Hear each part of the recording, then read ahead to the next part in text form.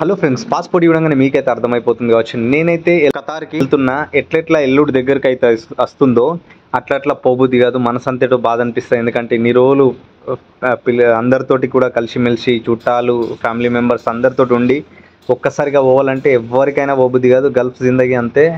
తర్వాత పోంగానే మర్ర రావాలనిపిస్తుంది. ఒక్కోసారి ఎయిర్పోర్ట్కి వచ్చి కూడా మర్రిపోయిన వాళ్ళు ఉంటారు చాలామంది, పోబుద్ది కాక.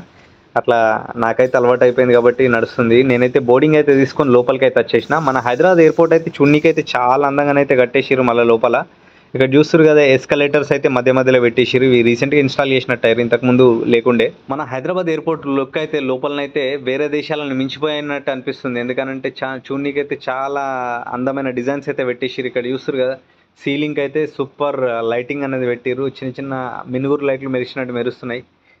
సూపర్గా చూడనీకైతే రెండు కళ్ళు అయితే ఎరిపోతలేవు, అంత అందంగా అనిపిస్తుంది నాకైతే.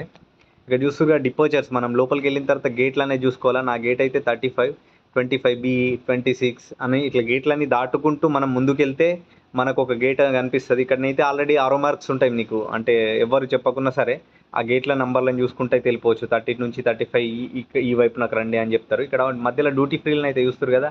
నేను ఎర్లీ మార్నింగ్ వెళ్ళినా కాబట్టి అక్కడ ఎవ్వరు కూడా లేరు మనుషులు.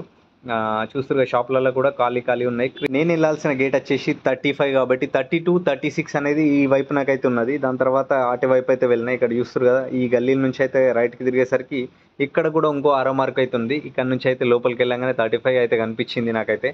అక్కడ గ్లాసుల నుంచి చూస్తారు ఎర్లీ మార్నింగ్ కొంచెం మంచి లెక్క పడ్డట్టు అయింది. నా 35 గేట్ దగ్గరికి అయితే వచ్చి కూర్చున్నా అక్కడ. దాని తర్వాత నాకు ఒక ఫ్రెండ్ కలిసిండు, ఈయననే వినోద్ అనని.